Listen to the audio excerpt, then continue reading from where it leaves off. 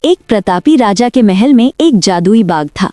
उस बाग में सबसे अनमोल चीज थी सोने के सेबों वाला पेड़। राजा ने इसकी सुरक्षा के लिए कड़े इंतजाम किए थे। एक दिन जब मंत्री ने सेब गिने तो उनमें से एक सेब गायब था।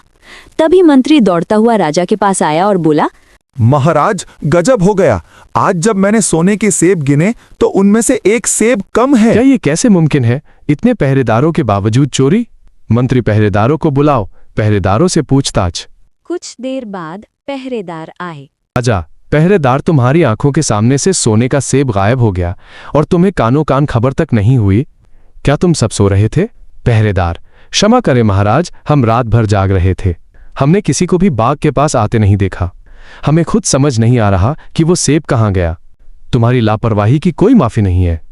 अगर अगली बार ऐसा हुआ तो अंजाम बुरा होगा। मैं ऐलान करता हूं कि जो कोई भी इस चोर को पकड़ेगा उसे मुंह मांगा इनाम दिया जाएगा। वहां उपस्थित बड़ा राजकुमार राजा से बोला, पिताजी, आप चिंता न करें।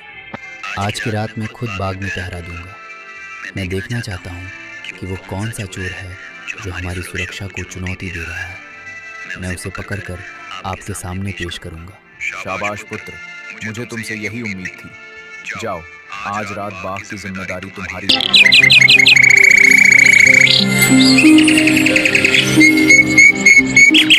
रात हुई।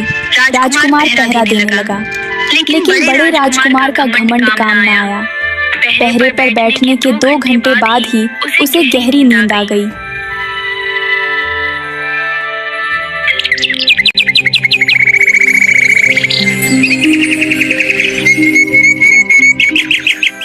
सुबह जब सेब गिने गए तो एक और सेब गायब था। तभी अगले दिन मंझला राजकुमार राजा के पास आया और बोला कि वो यह गलती नहीं दोहराएगा। पिताजी, बड़े भाई से चूक हो गई होगी, लेकिन मैं ये गलती नहीं दोहराऊंगा।